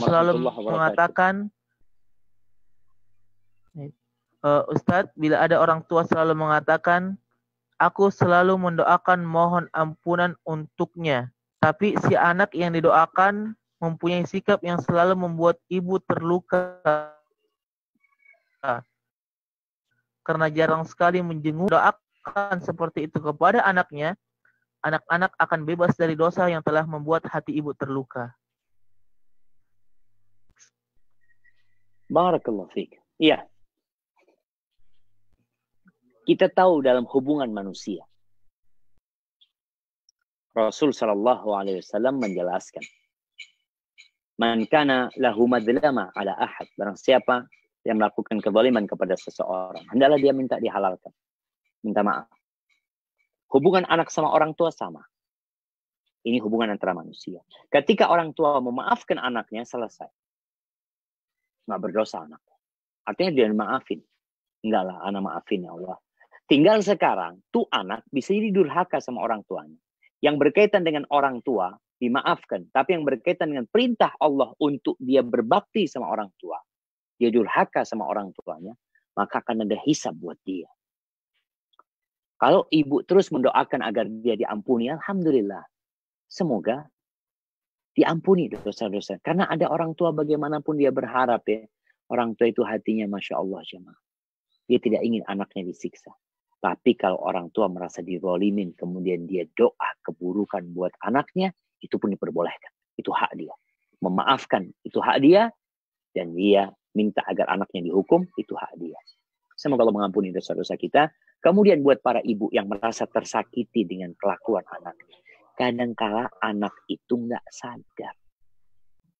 Kadangkala anak-anak ini nggak dapat pendidikan yang benar dari orang tua. Tidak dapat contoh yang baik dari orang tuanya. Sehingga dia tumbuh besar seperti itu. Maka tugas orang tua ketika mendapatkan anak seperti itu, didudukkan anaknya, dikasih nasihat sama anak. Nah, bukan ini rezekimu. Dilancarkan. Salah satunya, agar rezekimu lancar itu, kau berbakti sama orang tua. Sambung silaturahimnya. Engkau nggak akan bahagia anak kalau engkau nyakitin hati orang tua. Kasih nasihat anak. Hadza wallahu a'lam bishawab, dan doakan anaknya bukan cuma diampuni, dikasih hidayah gitu. Hadza wallahu a'lam bishawab.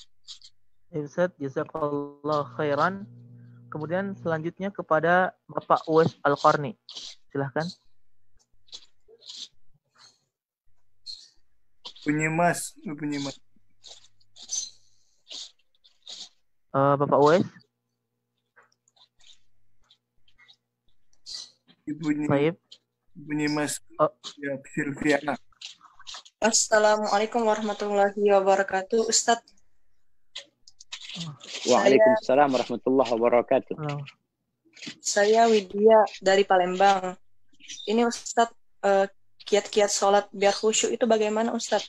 Cara menghadirkan sholat biar khusyuk. Syukran Ustadz. Masya Allah ya. Anak kemarin membaca buku Ustadz Aminur Baif.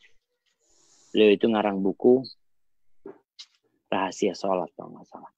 Bagus banget buku itu. Ana nasihatkan untuk dibaca. Apa sih? Ana secara ringkas ya. Buku itu tebal, ada 200 lebih halaman. Tapi insya Allah bermanfaat sekali. Kita tuh kadang-kala sholat, pikiran kita nggak di sholat. Kita sedang berada di tempat lain. Makanya Rasul SAW ketika sholat, beliau itu terganggu sama corak bajunya. Sama corak bajunya beliau terganggu. Ada orang-orang yang sholat, rame ini, itu nggak terganggu. Dia merasa biasa aja gitu. Itu menjadi bukti bahwasanya ketika kita sholat, kita memang nggak ada di sana. Bayangkan ketika sepi, kita itu suara jam akan terdengar. Tek, tek, tek. Karena kita fokus ketika itu. Maka bagaimana sekarang kita ketika sholat memang, Ana mau sholat nih. Ana mau menghadap Allah Subhanahu Wa Taala. Hadirkan dari sejak berwudu ya. Pikiran-pikiran itu Ana sendiri kadang-kala kalau ada pikiran macam-macam, ya nggak khusyuk sholat. Hilangkan pikiran tersebut. Ketika ada sebuah masalah yang memang kita ingin masalah itu selesai, ini sholat tempat untuk curhat masalah. Fokus antum di sana, antum minta tolong sama Allah. Jangan bersandar kepada, oh seharusnya itu seperti ini, seharusnya seperti ini. Nanti habis sholat, anak akan lakukan ini. Kau sedang sholat. Ketika kau mohon sama Allah, yang engkau inginkan mungkin sudah selesai sholat. Allah tinggal mengatakan kun fayakun. Kenapa engkau harus terbebani? Hadirkan tuh. Kemudian kekhusyuan itu ada faktor internal tadi, hadirnya diri kita. Dan faktor eksternal juga ada yang perlu kita lakukan. Salah satunya kita di Nabi SAW nggak mau baju yang kemudian mengganggu. Adanya gambar, adanya keramaian macam-macam. Faktor eksternal yang membuat kita kadang-kala akhirnya terganggu khusyuknya. Hilang kekhusyuannya. Maka anti persiapkan internal anti. Memahami bacaan-bacaan Quran itu membantu juga untuk lebih khusyuk. Kenapa ketika ruku mengatakan Subhana Rabbiyal Azimi? Kenapa ketika sujud mengatakan Subhana Rabbiyal A'la wa bihamdi?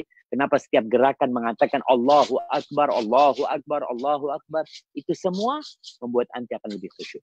Ana rasa nasihat ana, buku itu layak untuk dibaca. Barakallahu fikum Ustaz Lukman. Nah.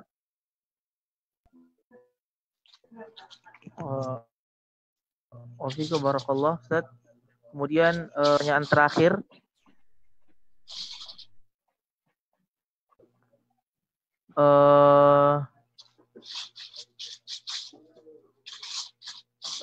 Baik, dari mana ini? Baik, dari Pak Dimas. Assalamualaikum Ustaz, Ana mau bertanya bagaimana hukumnya kita tidak pernah kasih uang kepada orang tua? Apa itu salah atau satu durhaka atau merupakan suatu durhaka kepada orang tua atau tidak ya Ustaz? Jazakallah khair. Nah, Khalas, Najihat. Masya Allah. Baik, jemaah afwan nih, ada ayam yang gangguin kita di sebelah kita nih. Jadi kalau bicara anak, kita tahu anak punya kewajiban memberikan nafkah kepada orang tuanya ketika orang tuanya nggak mampu. Dia berbakti kepada orang tua itu. Kalau memang dia nggak mampu, ya beda lagi. Tapi kalau dia mampu, kau berikan nafkah kepada orang tua. Tapi kalau di kondisinya untuk makan sendiri dia sulit. Untuk keperluan dia sulit. Tapi ingat, ketika kau berbagi sama orang tua, bisa jadi itu membuka pintu rizki buat engkau. Engkau nggak dikasih sama Allah karena memang engkau bakhil, engkau pelit. Ketika Allah menyebutkan orang-orang Ansar, wa yu'thiruna ala anfusihim walau kana bihim khassasah. Mereka lebih mengutamakan orang lain walaupun mereka sendiri sulit. Maka buat anak, ketika engkau tidak berbakti sama orang tua. Berbakti sama orang tua bisa dengan harta, bisa dengan tenaga, bisa dengan doa, semuanya. Sesuai dengan kemampuanmu. Maka mohonlah ampun kepada Allah dan berusaha untuk berbagi sama orang tua. Ketika punya rezeki jangan dimakan sendiri. Walaupun itu sedikit. Orang tua itu senang kalau dikasih sama anaknya. Dan apa yang menjadi tanggung jawabmu, engkau akan ditanya pada hari kiamat. Hadza wallahu a'lam bissawab. Mungkin itu sebagai penutup kajian kita pada hari ini. Kembalikan kepada Ustaz Luqman. Baik, jazakumullah khairan Ustaz atas ilmunya pada hari ini. Mudah-mudahan kami bisa mengamalkannya dengan sebaik-baik pengamalan. Kemudian ada informasi bahwa insya Allah nanti jam 1:30 akan ada juga kajian bersama Ustaz Syafiq Riza Basalamah dengan judul Kunci di Penghujung Tahun. Tapi ini belum penghujung tahun, Ustaz. Tapi insya Allah judulnya itu Kunci Penghujung Tahun.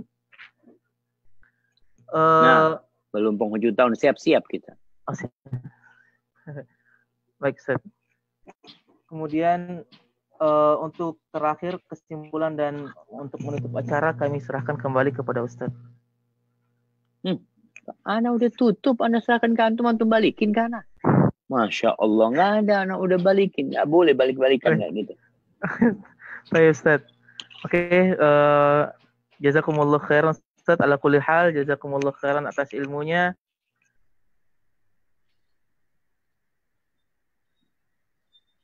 Ustaz dan para pendengar juga. Kemudian kami sampaikan bahwa acara ini di bawah atas kerjasama pekerja mengaji, kerjasama dengan studio Syafiq Riza Basalamah. Dan akhirul kalam, kami tutup dengan doa kafaratul majlis. Subhanakallahumma wa bihamdik, asyhadu an la ilaha illa anta astaghfiruka wa atubu ilaik. Wassalamualaikum warahmatullahi wabarakatuh. Waalaikumsalam warahmatullahi wabarakatuh. Jazakallah khairan Ustaz.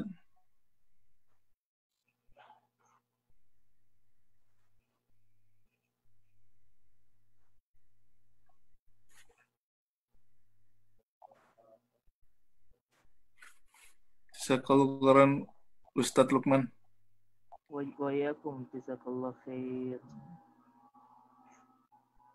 Afan, mungkin mohon maaf pada penanya yang lain yang tidak dapat kesempatan untuk bertanya nanti di kesempatan yang